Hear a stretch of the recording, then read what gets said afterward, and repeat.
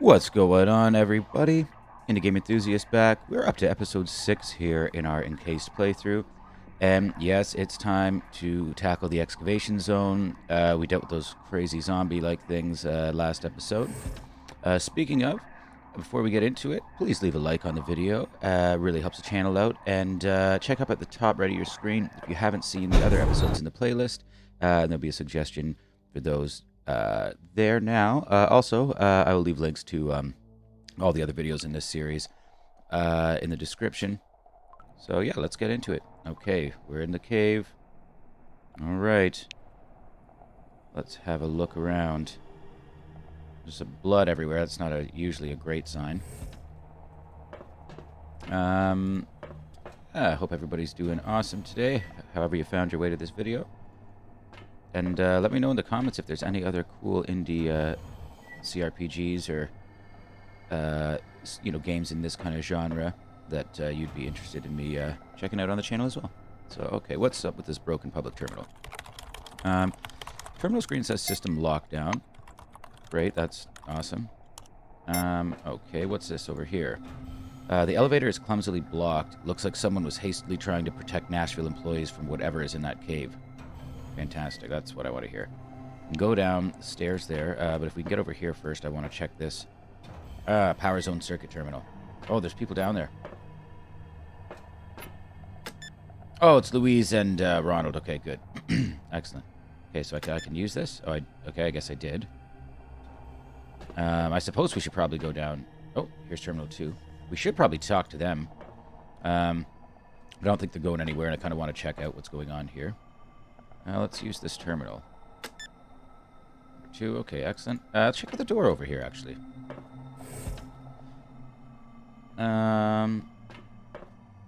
Okay, what do we have in here? TV set, that's great. I don't really need any of that. And there was a locker, it looked like, here. Anything really good. Money is always good. I could use definitely a med kit as well. But I'm sure we'll end up coming across something. Okay, can we go further down here? Yes, we can. Okay, and here's power circuit terminal number 3. Okay, well, I did something. That's great. Awesome. Let's go check this out as well, too. Return server. Oh, power zone circuit terminal 3. Something up there as well, too. Okay. Always got to investigate. In these types of games, it's really worth checking your surroundings out. You don't want to rush through and... Well, depending on the type of playthrough you're doing. I guess I don't want to tell you how to roleplay, but for me, this guy is a bureaucratic type of person in our silver wing of the Cronus Company. I don't know what I just did there, but it's not too bad. And, oh, okay, I've got to go activate those as well, too, it looks like. Yeah, okay. So I think this Mr. Eden Goodwin here is going to go over things with a very fine-tooth comb. Just look at him. It's hard to see his face. But, oh, we have to level up. My goodness. Totally. I mentioned that last episode. Let's see. Perks. Ooh. So there's a... let's see. Wow, is there ever a lot? Okay. Let's first go through our abilities, because we have yet to do this, and I'm sure watch along might be interesting to get a good breakdown of these. So we've got our combat and our applied skills. Our tech and science are already pretty darn high. Our psionics, they're pretty high actually as well, too. I'm really, at this point, going to be dumping more points into these, just because I know the star is kind of representing the fact that it's key to your wing or your class. So I do kind of just want to distribute them. I'm still pretty early on in the game. We're level 4, so I want to distribute them fairly evenly across the board. So we could dump 10 in there, 10 in there, throw 10 into our psionics, which now, oh wow, has now unlocked quite a bit. And to be honest with you, you've been having a breeze in conversation. I might dump a couple more points into psionics. Is there anything else? The high-tech weapons. Maybe it's worth, because we are using the laser stuff, to put some in there. as well, too. Why not? Yeah, I want to save those changes. Okay. You know, I'm sure, like, this is my first playthrough, so I'm sure I'm making many mistakes with the class system and everything, but I'm enjoying it so far. Okay, so we've got Intuition Employee of the Month. We already have those. Those are the two that we have. And what do they do again? Let's just go break these down. Okay, so our intuition, you're endowed with almost supernatural intuition, and there is little that can surprise you. Thus, you are used to solving all problems as they arise and don't make long-term plans. Yeah, okay, and then Employee of the Month. You pass the training and were enrolled in the Silver Wing. You have experience with people, are outgoing, learn fast, and have an outstanding psionic profile. So let's go and see what are some good fits for us. So, Adrenaline. Deafness, +2 in close quarters damage, +4 when less than half health remains. When you take a beating, you feel energized and ready for revenge. Sturdy. Maximum hit points, +3 per level, both when leveling up and per those you already have. That's pretty sweet. That's really good. You become more robust over time. That would be helpful because we're really getting our asses handed to us in combat. But we are sneaking a lot and going that route, so maybe we'll just, you know... I want to have some points in my combat in case it comes down to it. I don't have another option. Don't want to be totally inept. Rising Star, what's this? Reputation in all wings, +5. That's not a bad one. Taking advantage of the natural tendency to manipulate people from the very beginning of your tenure at Cronus, you skillfully weaved a web of lies until the corporation was filled with incredible rumors about your supposed success. At last, you are recognized and respected. You know, that one right there is sticking out to me so far. But let's just go through a couple other ones here. May as well actually run down the list. Amplifier is a +5 to psionic damage. And psionic damage dealt by companions, +5% as well, too. That's not bad. Psychonaut, Psyche, +2 under the influence of psychoactive substances. Avid lover of expanding consciousness. Okay, healing factor, restore 10 HP per round when your health is below 50% in combat only. That is a good one for those tight combat situations if you get stuck. Optimizer, +25 to encumbrance, +40 to contraptions. That's kind of helpful, actually, just because we've been pretty much full in our inventory for a while now, but I have probably been picking up things I don't really need.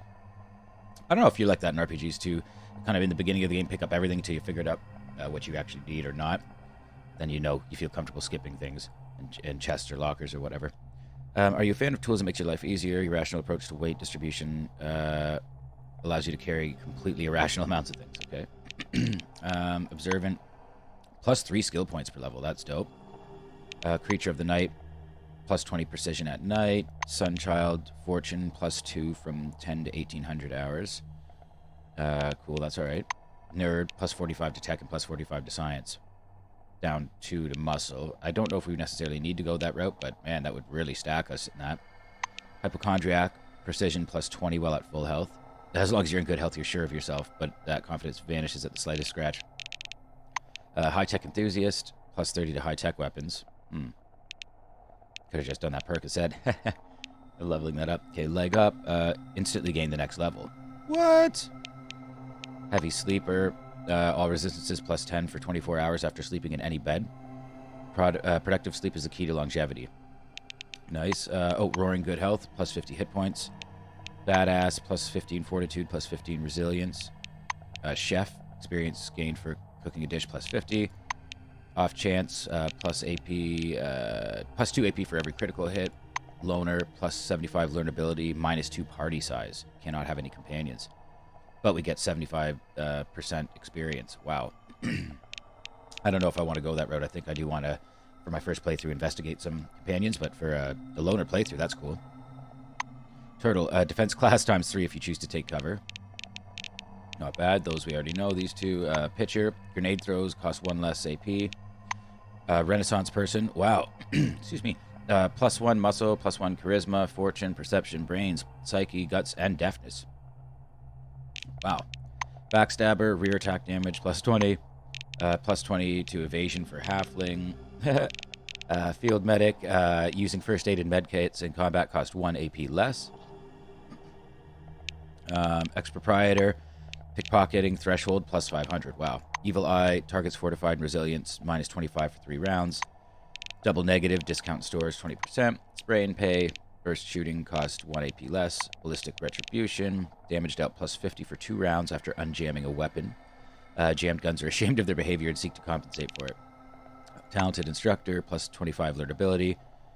And companions and ability, plus 25. That's great too. Deft hands, plus 15 to tech and plus 15 to criminal. Art of War, plus 7 initiative and plus 7 for resilience. The voice, plus 3 AP maximum, plus 3 starting AP, plus 3 action points. 70% chance to skip around due to the terror that strikes you, reduced by resilience. Okay, cool, cool. Way of potatoes. Random attribute plus 3 when eating a potato. That's weird. Hyperactive, plus 1 sleep productivity. Sure grip. Precise shot ability works without cooldown. Brace for impact. Damage from enemy critical hits minus 50. That's good. Subconscious fury. Damage dealt plus 30 after getting stunned. Survival instincts. Movement speed plus 0.75 when you have damage over time effect. Invigorating teleportation. Any teleportation removes 500 fatigue from you. Second wind. Resets the cooldowns of all your other abilities. Fatigue plus 300. Teleload. Reloading a weapon does not cast AP but inflicts 150 fatigue. Why not use psionic powers to load your guns? Cool. Savant. All skills plus 3 times fortune. Opportunist. Damage against targets with any damage over time effects plus 25%. Gift of Life. Companions HP plus 35. Your HP down 35. You're always ready to sacrifice yourself for your friends by giving them part of your health. Marathon Runner plus 25 movement speed. Battle Meditation. Psionic damage plus 6% if you decide to take cover with 5 AP. It's pretty specific. But that would be helpful with my abilities, I guess. Prompt. Go to sprint mode, gaining additional action points for movement in battle, but losing the ability to attack. Useful if you need to beat feet. Yeah, if you gotta run, that's a good one. But I can't, so these ones are unfulfilled. So we'll wait then for the unfulfilled. I don't have the level or the requirement to get those yet. So we're not going to worry about those. I guess I already read a few of those. Did I? Yeah, I did too. Okay, well, so we've got all the way up to these two, and we don't have the requirements even for pitcher. Well, my bad, sorry. Well, now we know what they are. Okay, so the best one to me still was, where was it? Rising Star. Or, that Rising Star was pretty good. The Nerd is great, too, because that's just such a huge boost, but I think we're doing okay right now. Let's do the Rising Star. Plus 25. Yeah, I'm feeling that. I'm feeling that. That one where you could gain another level instantly is pretty cool, too. And what was the one with experience again? Amplifier. No, that's the damage factor. I thought there were... I couldn't remember. Oh, well, you know what? Yeah, I'm going to go with my initial. For some reason, I'm feeling this. Just because the way I leveled up. So we're going to take that perk. Awesome, okay. All right, here we go. So we've checked that out. We've... there's a locker here. Let's just search it really quickly, these two. Soda. Oh, that crayfish candy. Healing. Yeah. Can we fit it? Yes, we can. Okay, I've got a little bit of room left there. What does this do? Healing minus... fired up for 300 turns. That might be good as well, too, in a combat situation. And what's this? Matches. Okay, I don't think I particularly need those. Let's go down. We're going to talk to Louise, obviously, and Ronald shortly. But first, let's go and hit this. Use that Power Circuit Terminal 1. And where's Power Circuit Terminal 2? Uh-oh. Okay, we're good there. There should be one on the ground, you would think, for this particular. We turn this one on, and there should be a corresponding one on the ground. Because there's this one here for here. And this one. Ooh. What's this? Lighting control panel. Warning. Lighting disabled in Excavation Zone. Remaining in the area is hazardous. Please reboot. Okay. and restore power supply. So, oh, wow, okay, they're all stuck in there. That's the source of this for sure, this anomaly. Okay, before we go and talk to them, then, let's search around a little bit more. It seems to me, though, that there should be another terminal somewhere around here. One of these. But we'll figure it out. Oh, let's search those boxes real quick while we're here. Anything interesting? May as well take some, yeah, electrical equipment. Why not? Just add it to the collection.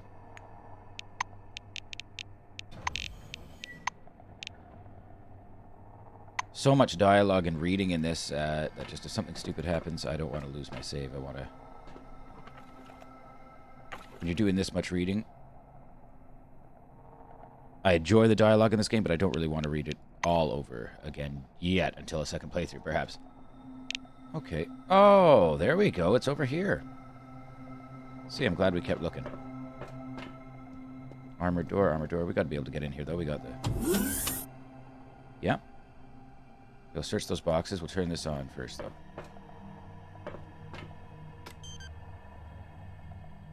Any change over here? Well, as far as we know, though, that's... I think we've activated all 3 of them and their counterparts. Wow, there's a lot here. All stuff we pretty much have, though. Could take that. That's fine. Airgun powerlet. Yeah, let's take it. Yeah, that's good for now. Leave that stuff. Let's check out this room here. Oh, yeah, I guess we should check out these boxes. I just run it, yeah, locked and running out of space. But if worst comes to worst, we find something super good, we'll just have to drop something else. It's the way it works with these kind of games. You gotta manage your inventory. Okay, search large container. Locked. Alright. Briefcase locks were hastily and clumsily busted. There are no relics. Some briefcases are untouched. Looks like a robber... like the robber simply didn't have enough time to finish the job. Okay.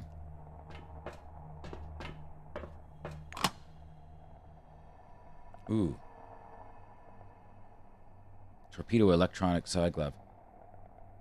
Now, what's the damage of that? 21. The one that I have already is 21 to 25. This is 24 to 32. I think we should be... Yeah. Taking that for sure. Yep. I'm using the new one.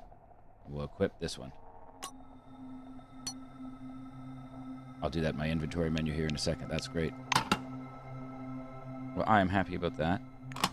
And what was this? Technical manual. Oh, upgrade. Cool. Okay, that's... I like that. So this... We're going to take that. Now, if you check it out here, overview. Allows to perform upgrade of psi glove. Okay. Well, I don't know how to use that quite yet. Can we... Doesn't look like we can equip it. It doesn't seem to let me read it. I'm sure we'll figure it out along the way. Empty relic storage. Yeah, I'm not going to get too concerned about that stuff right now. Alright. Oh, 21 experience. Great. Broken terminal. Anything we can do with this? No. Yeah, we did the power zone circuit terminal already. Taking care of that. Boxes, boxes. Yep. Okay, large container here. Anything special?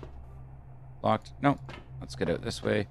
Oh, wow. Okay, this looks pretty bad here. But let's go check. There says some medical notes here and a med kit. We should definitely do that, and then we can go and talk to our friends. We could rest in the bed, too. It would probably be good for us. Read the medical notes. Oh, wow. Okay, day 5. Several workers immediately began to complain of headaches. Carbon monoxide. I prescribed painkillers. Going to keep an eye on them. Day 7. More of the same complaints. Some patients are drooling and report auditory hallucinations. Microstrokes, lack of sleep. Further observation needed. A couple of patients show less obsessive behavior, focusing on repetitive actions as an obsessive-compulsive disorder. Encephalitis. Examinations revealed abnormal changes in the iris. Day 15. Patients are becoming more aggressive. One even attacked my nurse. Now, all patients have been isolated and antipsychotics, clozapine, prescribed to the most violent ones. Management finally decided to shorten the work shift. Jesus.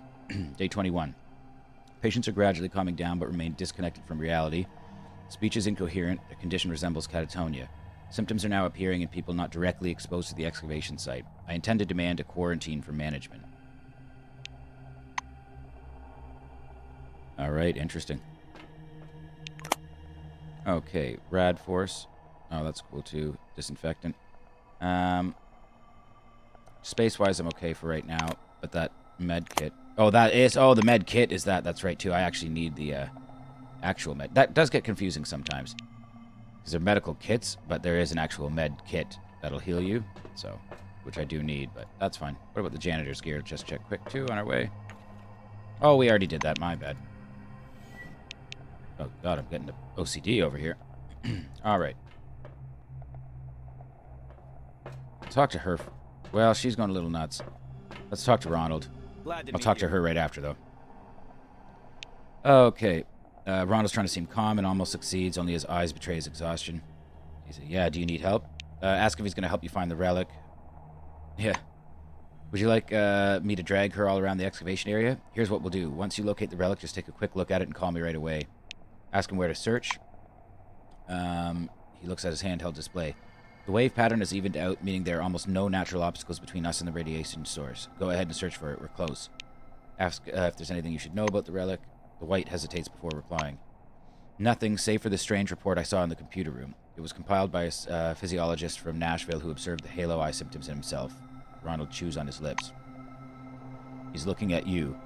The report's author states they found something alive in this cave. The relic communicated with him and kept talking until the medic completely lost his marbles. A shadow of doubt is apparent in Steele's skeptical and crooked smile. Don't take these hallucinations at face value. That's just something for you to keep in mind. Okay, find out how Luis is doing. Ronald moves his flashlight over the Silver's face.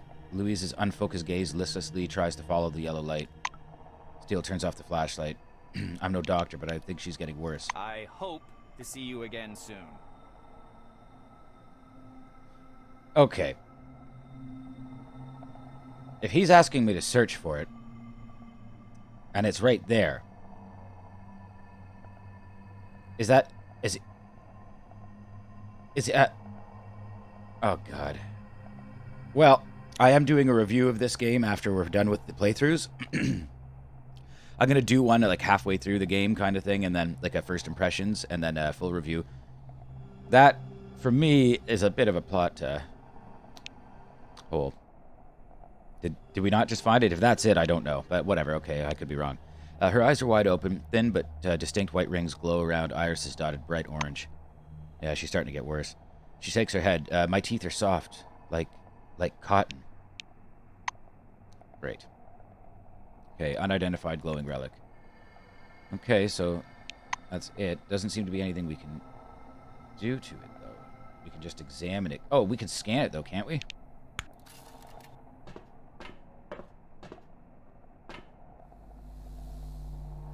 Let's see what this says. Okay, no. Alright, okay, so this gets us a little more coherent. Here we go. It's gonna be... This is... Isn't this where it's gonna be? Down here, I guess? Alright.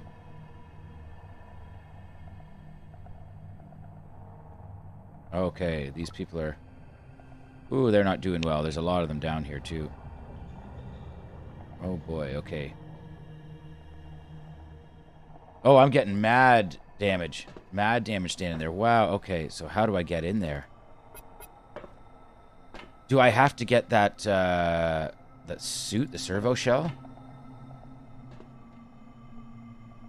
Wow, that really did a number on my health. Could rest up in that bed. Seems to me, yeah, that's gotta be where I'm headed. I don't see anything else I can interact with here. Like we said, we could examine this. I scanned it. That was great, but we didn't. We weren't able to do anything. What was this? Yeah, the overturned server. Yeah. Okay, there's nothing we could do with that either. We're just able to examine it. Do we have to try to go get the servo? Huh. Well, this is, yeah, I'm not totally sure. Okay, so I'm going to cut the video back in when I've got the servo shell. Okay, we're back with the servo shell. How is this going to affect us? Okay, we seem to be doing a lot better. It is still hard. Oh, okay, hang on. This is harming us a lot. Oh, hang on. We gotta leave. We gotta leave. Get out. Get out. Get out. Oh, my God. Whoa. So, we have to figure out a way to get some protection. Because this is insane here. So either there's something for sure that we're missing. Let's go rest up in that medical bed. Okay, we rested up. Did not do great for our healing. We should take that crayfish candy and the soda. There we go. Consume that. Consume the soda. That will help us a bit. We do not have an actual... Oh, we do. We have one med kit. Excellent. All right. Guess we could have just rested up there even longer until everything... till we were totally healed up, but I don't want to run out of food and everything else. So we need to figure out what's going on here. Seems like we could be missing something. Although it didn't seem like there was a whole lot we could do. Now, turning on this relic, what did that do for us? Seems like there's a terminal here. Why are we not able to use this? Can't interact with that at all.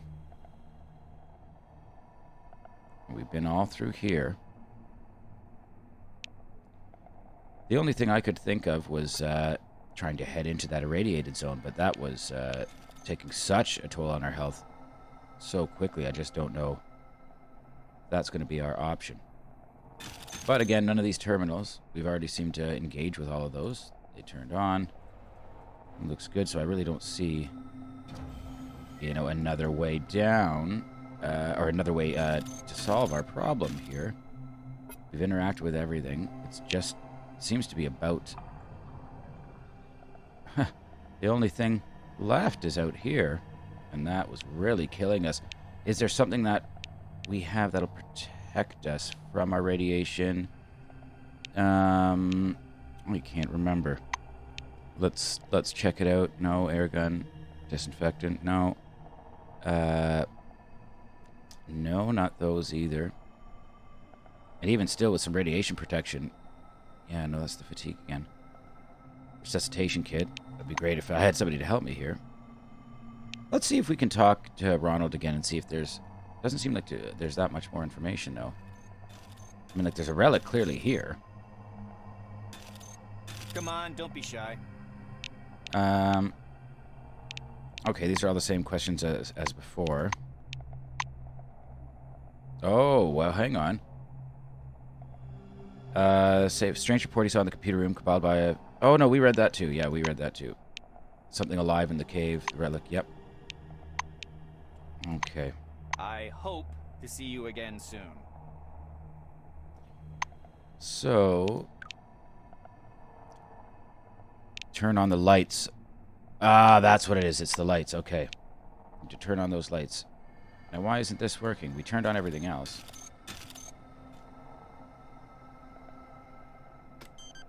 Enabling lighting in the Oh. excavation zone. It didn't seem to Warning. work last time. Damage to power system detected. Start the emergency generator. Okay, where's the emergency generator, though?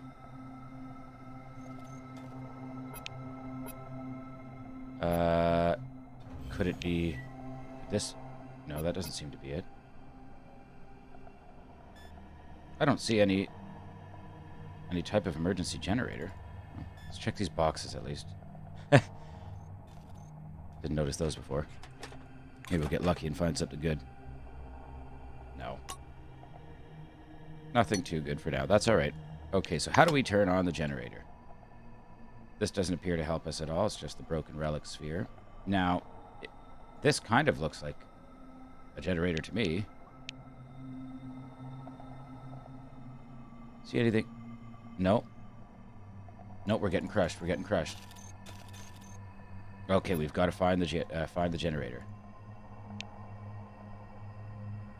Wouldn't be in here. We're already through here.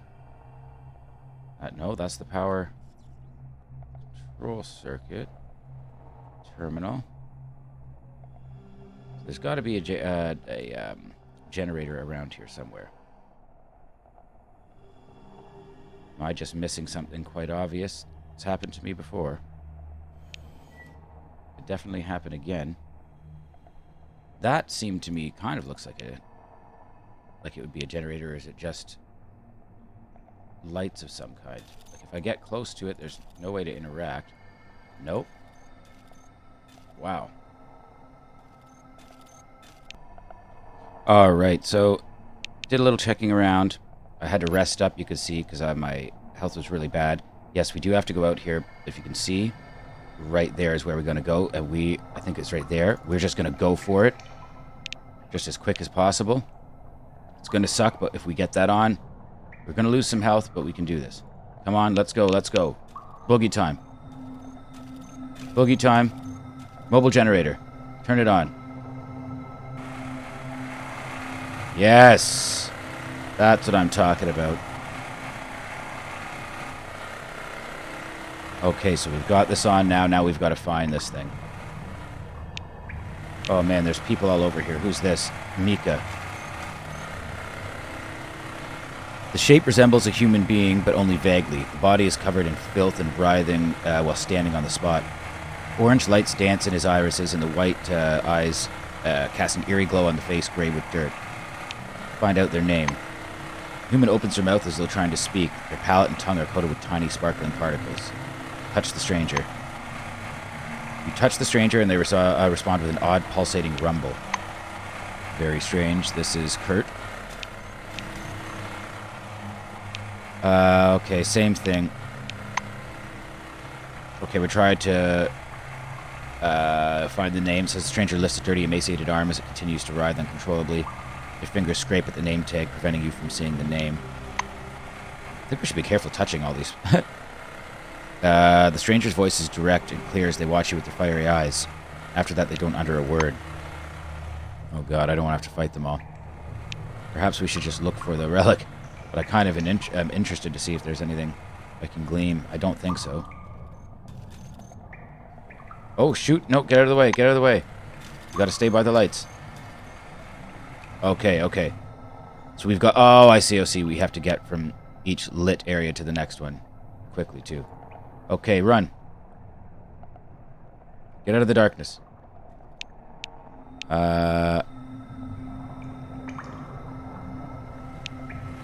So there's that area right there that's lit up. That's great. And yes, there's a light right here. I guess there's a light right here, too. No, it's pretty dark over here, too. Oh, wow, okay. What the hell? Okay. We gotta go get the lights. Maybe I've got to go over here and turn the actual, yes, the lighting control panel on. Lighting enabled. Have a nice day. Okay, fantastic. There we go. Okay, okay. Alright, so that is how you do that. You just run to the generator, then you've got to run back. I guess we should be safe here.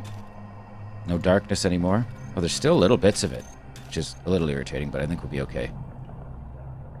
Yeah, we can't risk talking to some of these people. Running through here, will I get it? No. Okay, so we're still good there. Okay. Ah, that looks like the portrait of the guy we killed earlier. Okay, we gotta be careful. Oh, wow, this is definitely what we were looking for. Oh, my God. Okay. Oh, stuff's about to get heavy. Nashville relic. So let's scan it first. It won't let us scan. It'll let us use it, though. Maybe we can scan it after. This amber orange ball, hovering above the scientific equipment connected to it, seems to be the reason for what happened in Nashville. You can feel the waves of anomalous radiation emanating from it with your whole body. A pleasant tingling rolls through your skin, and each wave fills your head for a mere moment with strange, rapidly fading images. Without taking your eyes off the sphere, you move closer. Okay, we gotta scan it. You aim your scanner at the artifact's glowing surface, but the device will not function. Only a sine curve is quivering spasmodically on the monochrome screen. You suddenly begin to feel numb. Uh-oh. The prickling in your hands and the anomalous radiation pressing against I should have the just head used the grow science. weaker, but a frightening sensation rises in their stead. An unknown force detaches you from your body and takes you up into the cool, ringing silence. The maelstrom hanging above Nashville embraces you. That wasn't good. All of your consciousness unfolds like a giant canvas, hurling you into a dark auditorium. Oh, I hope we can get our way out of this. You see the maelstrom swirling over Nashville. Pulling you from the crumbling walls of the base, it lifts your mind above the world. It covers the lands of the dome like a gigantic spot, in the swirling shadow of which the lights of human consciousness flicker. Some of them fade away, barely in contact with the maelstrom. Others grow dimmer and blink painfully.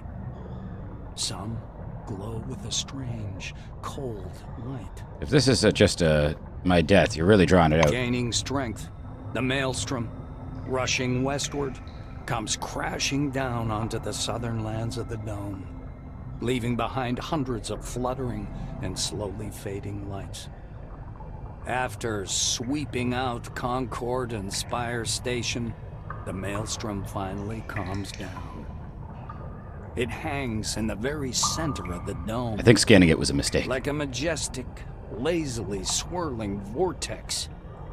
And your mind rushes about within it like a shining spark. What's happened here? Gabriel, my colleague and longtime friend, calls it halo eye phenomenon. He's convinced that this iris pattern, which appears in all the irradiated subjects, is more than a change in pigmentation.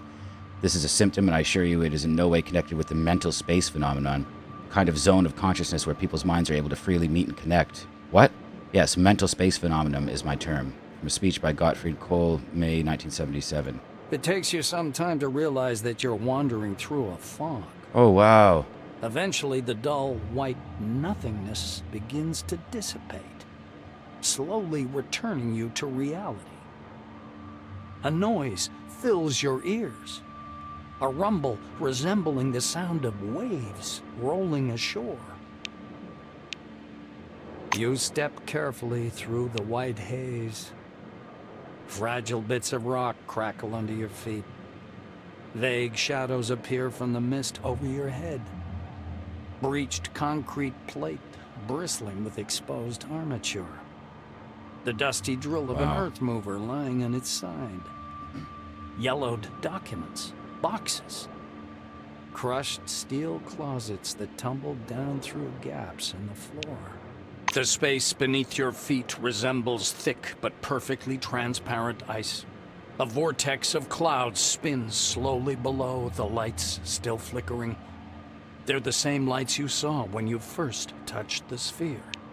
The lights are actively moving, wandering, gathering. Iridescent, they form both small and large groups, and the desert far below changes, following their pattern. Settlements appear in the north, in the east, in the west, and even in the dull yellow barrens of the south.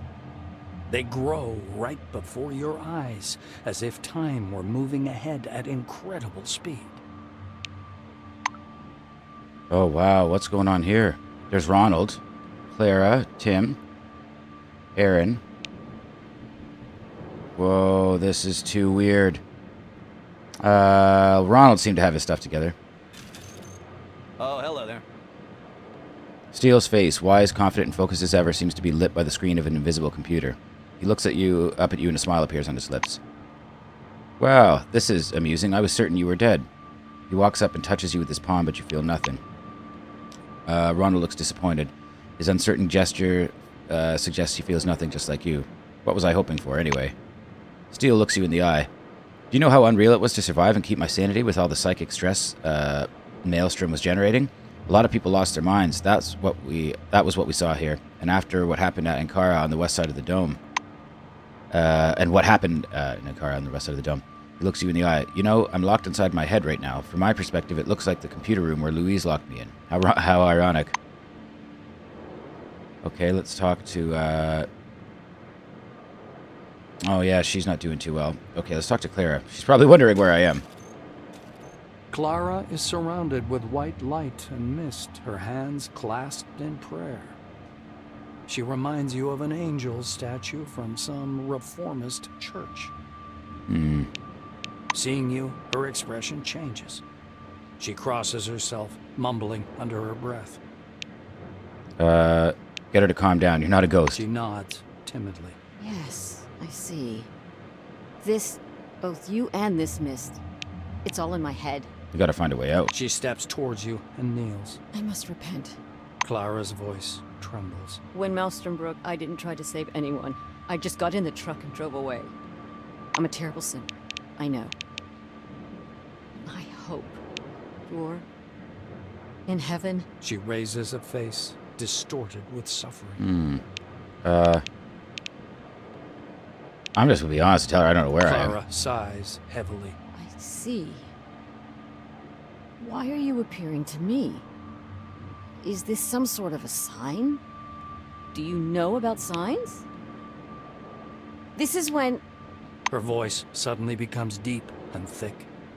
She drawls as if her words were being played from a corrupted tape. Clara's face alters subtly, as if it had turned to stone. Abbott is very kind to me. But his faith is nothing I could get used to. She says in a dull voice. Alright. Talk to Tim. Poor old Tim Ginsburg. Oh, good day. Orange raises his hand as if aiming an invisible gun at you. Holy shit. He looks at his empty hand with a puzzled expression. Ginsburg looks up and examines your face with a suspicious squint. Do I know you? Yes, I do. Shit. Oh shit, I should quit with this crap. Those glasses will fry up your brains right quick. He points at his head with an awkward laugh. Ask what crap he's talking about. Ginsburg passes a hand before his face. Have you gone nuts or is it just me? I just said the glasses. The glasses. Church teleglasses, an electronic augmented reality device developed by technologists of the Church of Maelstrom. Parishioners believe such glasses enabled them to see the world in its true beauty and communicate with the Maelstrom, which reveals the secrets of the dome.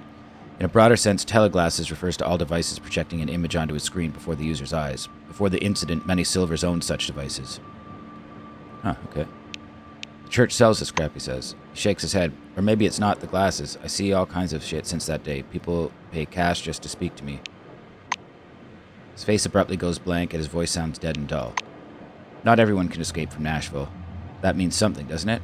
He says, gazing at your face with glassy eyes. Weird. There's no doubt. The funny, scruffy Oh, old boy. man standing before you is Aaron Melville, the old man from the gas station. He also recognizes you. A smile wrinkles his already wrinkled face. Ah, it's you. God, this guy. Long time no see, sweetheart. Melville examines you closely. Safe and sound, I see. How'd you pull that off? No one survived where you were heading. The only worst place is the center of the dome, where the spire... Well, you know. The old man points vaguely upwards with his crooked finger. You're aware, aren't you? The spire is fallen. Now the road's closed. It's not good. As if folks would want to come here anyway. And here we stay, like crabs in a barrel. He thumps his timber leg on the ground, driving the mist away. Don't think that I'm complaining. My business is on a roll. They come and they How long have we been stuck? Melville's face seems to petrify. He speaks slowly, but flounders anyway. The gas station can be crowded nowadays. Everybody needs my gas station. Oh, folks went crazy, I tell you. Fighting over nothing. The old man woefully shakes his head. Damn. Whoa, what's all this? All those different people. Okay, where do I go from here? Where is there to go?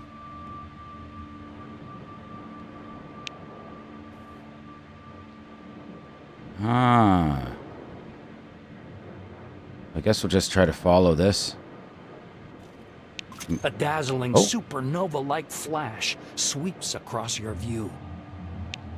The lights, frozen in the desert, start to move, and a cloudy funnel begins to slowly trail after them. The funnel spreads out under your feet. Flickering waves of lights drift northward, driven by the winds of a maelstrom. Not just a maelstrom. Maelstrom. Its shadow covers the west and south of the dome, as if it was extinguishing the lights scattered across the desert. Well, we are not making a good first impression with the company here. Who are these two? You smell quartz and sand tempered in the sun. But as you try to penetrate the dispersing mist, you can't see any desert.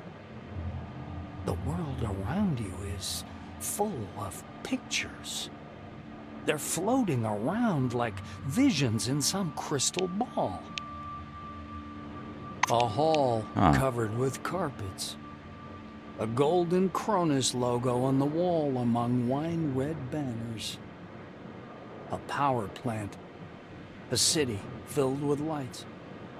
Mercenaries, soldiers, armored vehicles moving through the cool wasteland in the night. The spire of a temple spire, its searchlight shining into the night sky. White corridors of research complexes. The visions fade one after another until only the last remains.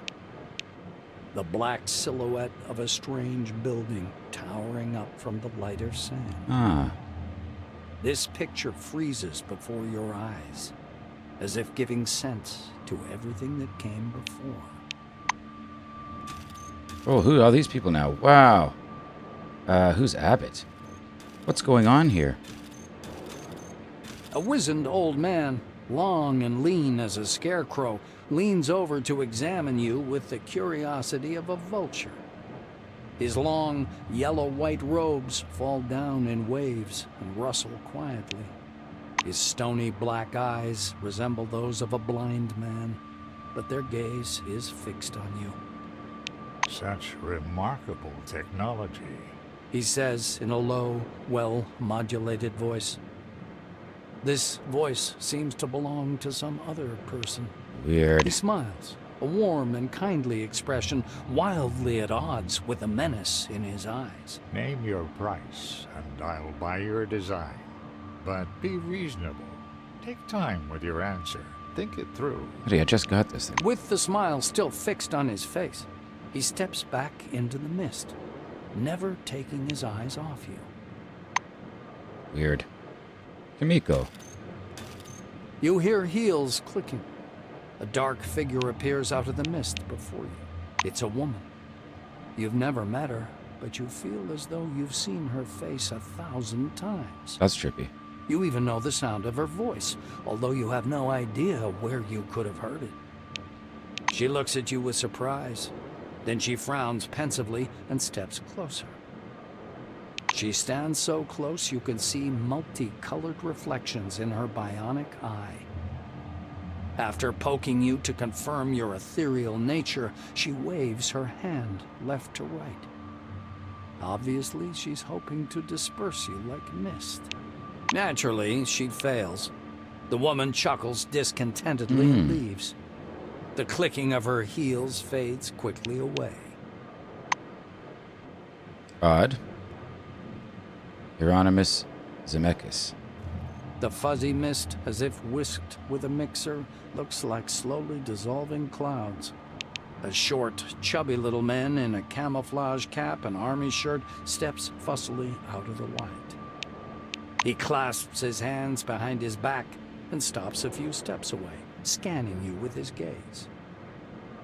Vivid interest flashes in his eyes. He clears his throat. I'm out of jokes about death. Or about Mr. Christ. I'm out of jokes about hallucinations. Although hallucinations under the dome aren't any joke, but an everyday reality. The man circles you. His glance bounces from your face to your uniform to your shoes and back. But you are something else. So, let's see. A pre-war haircut, old-time uniform, clean and pressed. Shoes aren't worn out, just got them. He recites with enthusiasm. What's he going on frees his here? plump palm and carefully touches you with one finger. You are ethereal, but light-tight. You respond to my movements. You are not using an image that's familiar to me. You don't look like anyone I know. And your badge says... He raises himself on tiptoes and fixes his eyes upon your badge. Huh. The name.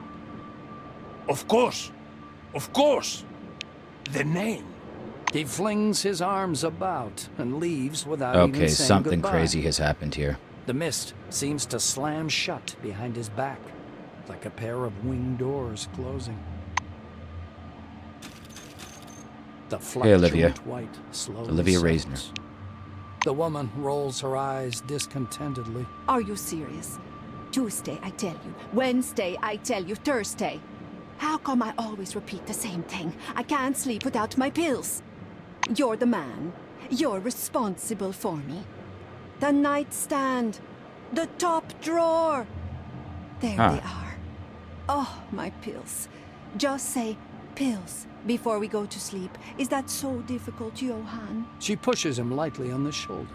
The man nods automatically, lost in thought. The woman clasps her hands This in is front of her strange. chest. She's boiling with frustration. I can't depend on you, can I? I haven't been able to relax in years because I have to control the situation for both of us. Johan! Hello! My pills! P-I-L-L-S! She is not happy. Her shouts break through the man's pondering. He comes to his senses and stares at you in surprise. Then he turns to face his companion. Olivia, don't shout. Make a habit of putting your pills on your pillow. Anyway, this isn't about the pills. Olivia falters and points her finger. Because I don't have time for And your what domestic is this? Or who is this? bull crap. Mind telling me, without the never-ending riddles, Johan. Just tell me. Johan gives you an appraising look. Is it Maelstrom? Hobbit's trying out a new device? I don't know, darling. Now, be so kind to take these goddamn pills since you remembered. And if you must yell, do it quietly. I have a migraine. The woman They seem like flings fun her people. arms up fiercely and walks away into the mist. Johan lets her go ahead, then follows. They seem like a fun bunch. Let's talk to Victoria Legrand. An unfamiliar woman steps out of the mist and looks at you with the wandering eyes of a mad person. She's wearing a tall, crudely made tin crown painted with gold powder enamel. She smiles, although on her, this expression is more like an evil grin. She begins to prowl around you in a circle, wary eyes locked on your face. While circling around you, she steps into the mist and stops in place, a vague, distant silhouette. Sabal Singh. The mist fades away. You see a short, dark-skinned man with a grim face. He's wearing a brightly colored turban. You take a step towards him, and he strides forward as if to block your way. The ends justify the means, don't they? Have your scientists nothing better to do, Kimiko? He asks, looking upward. The stranger raises his hand, forcing you to stop. He looks up again. We have to be like the Soviet Union and Germany in the late 1930s. Mutual favors, mutual limits, parity. We've always worked on such terms. As he finishes speaking, his lips stop. The man in the turban keeps standing there, a lean figure looking angrily upward. These are all... obviously, I'm guessing important characters. Okay, and... I guess we're out of here now. They say Nashville was built as a launch pad for Maelstrom, and this idea is quite popular today. With all responsibility, I must state this is nonsense. It is a typical bunker of an equally typical design. All changes were dictated by ergonomics and logistics, and all these suggestions about it being part of some experiment, excuse me, but this is sheer paranoia. No, Cronus did not know anything about Maelstrom, and speculation with facts is absolutely inappropriate, from a radio statement by Ronald Brem, Secretary of Cronus, December 1976. Okay. Well, that is going to do it for episode 6, I guess, now? Yeah, geez. Okay, so, yeah. I wonder what we are going to be walking into for next episode. I'm super excited to see. I hope you are as well. Thank you so much for watching. If you enjoyed the video, leave a like. And maybe think about subscribing. And yeah, stay tuned for the next foray into Encased. See you in the next one.